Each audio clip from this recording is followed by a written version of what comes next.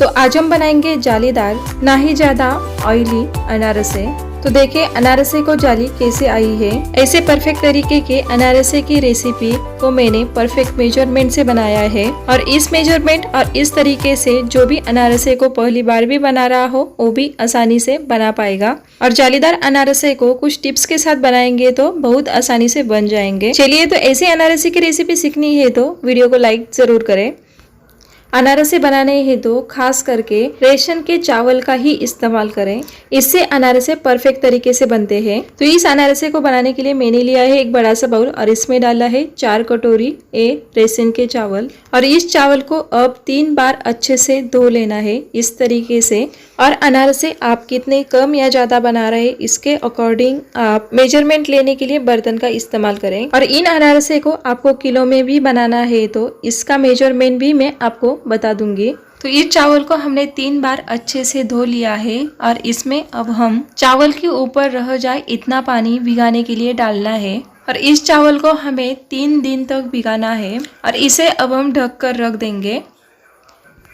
और इसे भिगाते हुए पूरा 1 दिन हो गया है और इसका अब हम पूरा पानी निकाल लेंगे।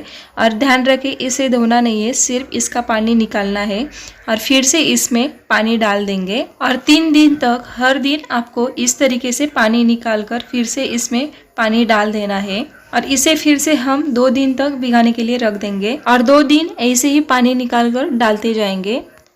और इस चावल को भिगाते हुए अब पूरे दिन हो गए हैं और इसका पानी अब हम निकाल लेंगे। और आप चाहे तो इस स्टेज पर एक बार चावल को अच्छे से धोकर ले सकते हो। तो इस चावल में से पूरा पानी निकालने के लिए इसे मैंने छन्नी पर डाल दिया है और इसे अब हम घर में ही सुखाने के लिए डाल देंगे। और इसे सुखाते हुए ध्यान रखें कि फैन भी ना चलाए। और इस चावल पर अब हम इस कपड़े पर डालकर पतला फैला लेंगे, इससे चावल जल्दी सूख जाएंगे। तो इतने इस चावल को सुखाने के लिए इसे हम 1 घंटे तक ऐसे ही रख देंगे बिना फैन के।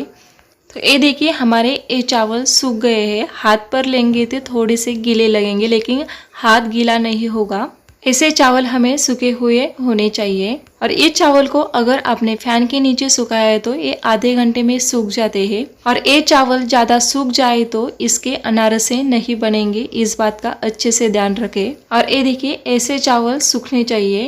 और मिक्सी में ये चावल थोड़े थोड़े डालकर इसे जितना बारीक हो सके उतना बारीक इसका आटा तैयार कर लेंगे। और जिस छन्नी से हम आटा छानते हैं उस छन्नी से इस आटे को छान लें। तो इसी तरीके से अब हम सभी चावल को मिक्सी में ग्राइंड करके इसका आटा तैयार कर लेंगे। तो ये देखिए मिक्सी में पीसकर इसका पूरा आटा तैयार हो गया है। तो देखिए तकरीबन पोहे खाने के आधा चम्मच ही ये चावल हमारे वेस्ट हुए हैं। तो इसमें गुड़ डालने के लिए इस स्टेज पर आपको चावल के आटे को नाप लेना है। तो ये हो गई है 1 और ये दूसरी कटोरी और ये तीसरी कटोरी और ये चौथी कटोरी और ये 5वीं कटोरी। तो इस तरीके से ये पूरा 5 कटोरी आटा तैयार हो गया है। तो इतने आटे के लिए इसमें हमें डालना है 1 और आधी कटोरी इस तरीके से घिसा हुआ गुड़। इस तरीके से गुड़ को घिस कर लेंगे तो मेजरमेंट भी सही तरीके से लिया जाएगा। तो इस चावल के आटे को गुड़ डालने का परफेक्ट मेजरमेंट तो सिंपल तरीके से अगर आपका ये चावल का आटा 1 कटोरी हो रहा है तो इसके लिए आपको पाव कटोरी इस तरीके से घिसा हुआ गुड़ डालना है। पाव कटोरी मतलब 1/4 कटोरी। और किलो में मेजरमेंट लिया जाए तो अगर आपने 1 किलो ऐसा तैयार किया हुआ चावल का आटा लिया है तो इसके लिए आपको 250 ग्राम इस तरीके से घिस कर गुड़ लेना है। इस तरीके से मेजरमेंट लेंगे तो आपके अनारसे कभी भी बिगड़ेंगे नहीं। तो इस आटे में गुड़ को मिक्स करने के लिए पहले मैंने लिया है 1 कटोरी गुड़ और ये गुड़ इसमें डालकर इसे अच्छे से मिक्स कर लेंगे। तो गुड़ को आपको थोड़ा थोड़ा डालकर इसमें मिक्स करने के बाद कितना और गुड़ लगेगा इसके अकॉर्डिंग आप इसमें गुड़ मिक्स करते जाइए। हाँ आपको पता है इतने आटे के लिए इतना गुड़ लगता है, फिर भी आप पूरा गुड़ एक साथ मत डाल दीजिए। पहला गुड़ मिक्स होने के बाद इसमें अब हम एक आधी कटोरी गुड़ डाल देंगे और इसे अब अच्छे से मिक्स कर लेंगे। और गुड़ आपका कितना पानी छोड़ता है इसके अकॉर्डिंग 1 से 2 चम्मच गुड़ इधर उधर हो सकता है। तो इस अनारसे को बनाने के लिए मैंने मेजरमेंट कैसे लिया है तो ये चावल का आटा पूरा 5 कटोरी भरा है तो इसके लिए मैंने 1 और आधी कटोरी गुड़ डाला है। मतलब 1 कटोरी आटे के लिए मैंने पाव कटोरी गुड़ डाला है और गुड़ डालने का ये मेजर 100% परफेक्ट है। और आप चाहे तो 1 से 2 चम्मच गुड़ इसमें कम भी डाल सकते हो, लेकिन ज्यादा ना डालें। तो परफेक्ट तरीके से ये आटा हमारा बनकर तैयार हो गया है। इसे अब हम 12 घंटे के लिए ऐसे ही रख देंगे, फिर इसके हम जालीदार अनारसे तैयार कर लेंगे। और इस आटे को आप ऐसे ही फ्रिज में रख दो। तो इसे भिगाकर डालने के बाद पूरे 12 घंटे हो गए हैं। तो इसे भिगोते हुए पूरे 12 घंटे हो गए हैं। इसके अब हम अनारसे तैयार कर लेंगे और तेल भी मैंने गरम करने के लिए रख दिया है। तो इस आटे की अब हम चपाती से थोड़ी बड़ी लोई तैयार कर लेंगे और इसे अब हम एक स्पेशल ट्रिक के साथ आसानी से बना लेंगे। तो इस लोई को आपको गोल शेप दे देना है, फिर हाथ पर तेल लगाकर, चकला और बेलम पर तेल लगाकर इसे बेल लेंगे। तो इससे अनारसे जल्दी और आसानी से बन जाते हैं। तो ये देखिए, इस तरीके से इस आटे को आपको बेलना है।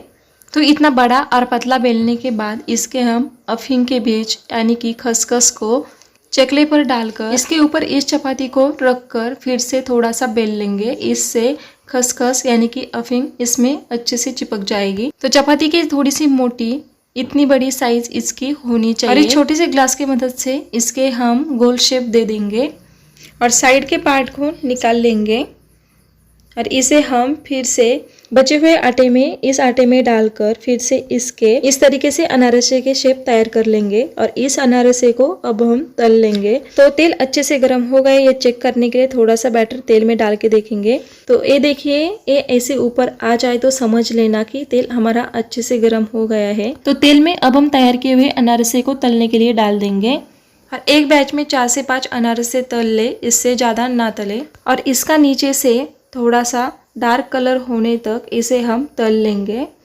तो इतना डार्क कलर इसका नीचे से होने के बाद इसे हम और इसे दूसरे झारे पर निकाल लेंगे और तलने के लिए इसके ऊपर हम चम्मच के मदद से तेल डालेंगे और जो तलने की साइड रह गई उसको ही आपको इस तरीके से ऊपर करना है। तो तेल डालने के बाद ये अच्छे से तलने के बाद इसे इस झारे की मदद से इसका पूरा तेल निचोड़ ले। इस तरीके से फिर इसमें तेल नहीं रहेगा, पूरा तेल निकल जाएगा। और ये अनारसे गरम गरम खाने में बहुत टेस्टी लगते हैं। तो जितने हमें अनारसे खाने हैं उतने ही तलिए और बाकी के आपको जब खाने हैं तब तल सकते हो।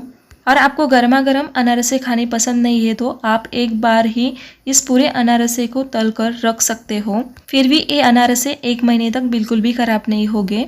तो देखिए, अनारसे को जाली कितनी अच्छे से आई है और देखिए अनारसे ज़्यादा ऑयली भी नहीं बने हैं और अनारसे के अंदर तेल भी बिल्कुल भी नहीं गया है। देखिए कितने जालीदार अंदर से ये अनारसे बने हैं। तो ऐसे परफेक्ट मेजरमेंट और परफेक्ट तरीके के साथ इस अनारसे को जरूर ट्राई करके देखें। तो आज की इस अनारसे की रेसिपी कैसी लगी है कमेंट करके जरूर बताइए। और इस अनारसे में आपको कुछ डाउट हो तो वो भी कमेंट करके जरूर बताइए। और वीडियो यूजफुल लगा हो तो वीडियो को लाइक शेयर करें। और ऐसे ही परफेक्ट मेजरमेंट और परफेक्ट तरीके से रेसिपी को सीखना है तो अगर आपने चैनल को सब्सक्राइब नहीं किया है तो चैनल को सब्सक्राइब करें, जिससे आपको हमारे नए आने वाले रेसिपी की नोटिफिकेशन सबसे पहले मिलती रहेगी।